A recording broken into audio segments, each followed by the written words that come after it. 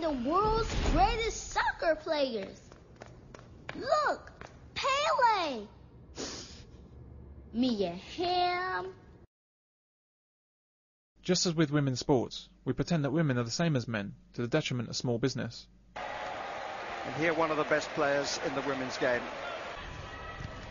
Oh, that's a terrible clearance.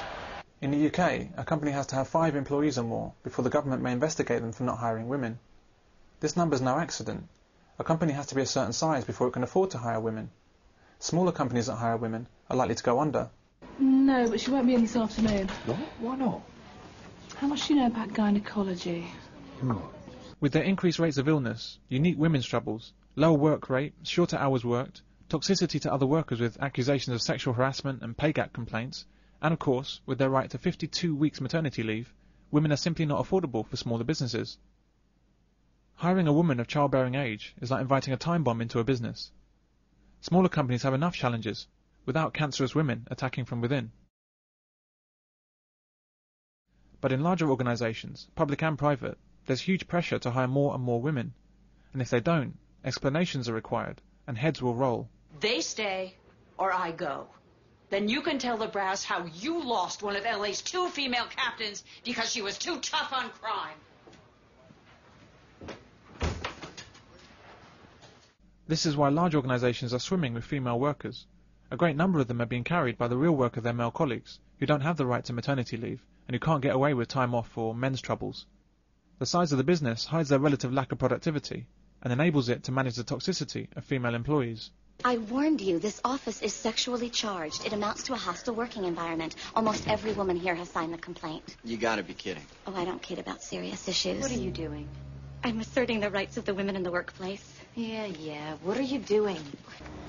You do know that shaving doesn't actually get rid of pubic lice. Things still hold onto the stubble. You bastards! You're lucky you didn't whack a load of aftershave down there. That would sting. It's also highly flammable. You could have been running around with your balls on fire. If the men were laughing about her breasts being on fire, would she laugh for long? Or would the fire brigade and every fireman on that truck be up on charges?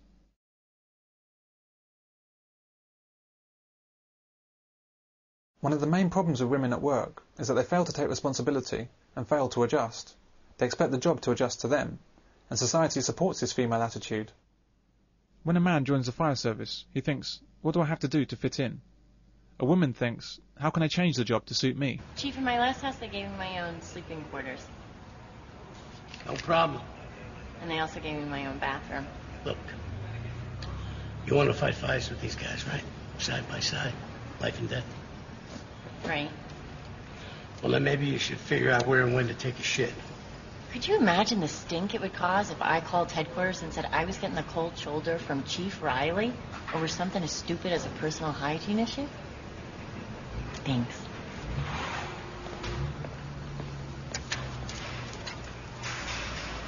But to big business and to government, toxic women are okay. They're a necessary evil. It's worth it to them to have lots of women on staff, even when they sue their own companies for sexual harassment or discrimination or whatever oppression they're feeling that day. Stephanie Villalba is suing the company for sex discrimination, unfair dismissal and paying her less than her male colleagues. Only last month, the bank was forced to settle a 10-year discrimination battle with 1,000 female employees in the United States. This case also throws a spotlight on what many see as a macho culture in the city, which is driving many women to seek redress against their employers.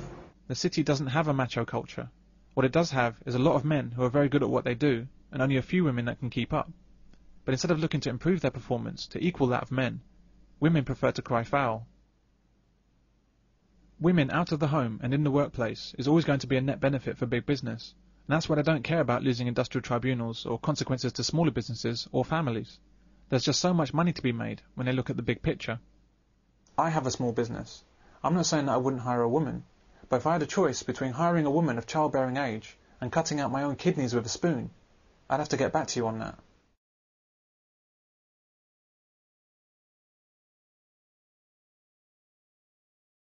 Estelle Morris quit as Education Secretary in 2002 because, by her own admission, it was too much for her. However, instead of disappearing to the back benches, she was promptly reappointed to a different ministerial role. This gives a good indication of the general calibre of women in government. How many more qualified men were bypassed to put a self-confessed incompetent in place so that Labour could show it had some senior females in the party? And what are the consequences of all women shortlists for Parliament? And in order to allow progress on women's representation in the House to continue, we'll extend the permission for all women shortlists for parliamentary selection until 2030. I'm also concerned about women-only lists for Parliament, because effectively, if you get a woman that comes from a female-only list in Parliament, you're going to get substandard people. We don't get the best candidate, we get the best female candidate. Labour says they need to have these lists in order to get more women into politics. Yeah, well, we've got to get more women into politics. If women don't want to go into politics, why should we push them into it? If women don't want to go out to work when they've had their babies, why should they be pushed into it? But you get Labour ministers usually turning around and in fact outrageously said about a year ago that if women don't go back out to work, that their education has been wasted. Well, if I was a young woman and I've got kids, I'd be outraged to hear that. Why should I be forced to go out to work because a female minister says that I should go out to work?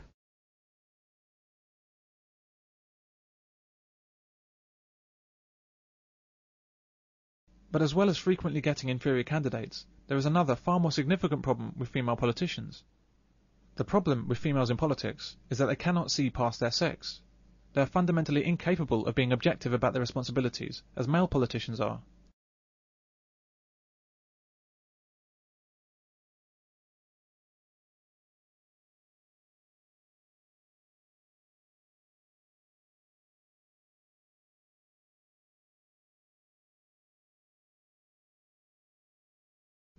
Take this member of the European Parliament. Hello, I'm Mary Honeyball. I'm a British MEP. I'm from London.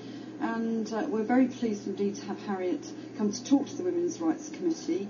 The recession is hitting women more than men. I mean, we certainly know that in the UK, and I think it's the same across Europe. So it's very important that the Women's Rights Committee discusses this matter, and we're very pleased indeed to have Harriet with us to do that. This woman is supposed to be representing all the people of the UK, but she's clearly only representing women. Anyone who could believe that the global recession is somehow worse for women is not merely mistaken. She's evil, and quite possibly demented. Yet in our male-dominated society, she's free to say it, and free to discriminate against men at the highest levels of public policy.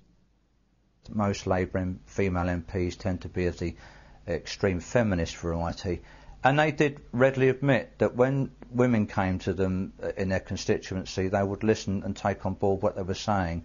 But they admitted themselves that when men came to them, they had no time for them or men's issues. So that this fallacy that because it's a so-called male-dominated society, that somehow men will only ever do things to benefit men is absolute tosh. Because what men will tend to do is to make way for women and bring them on board, as indeed we do in mankind.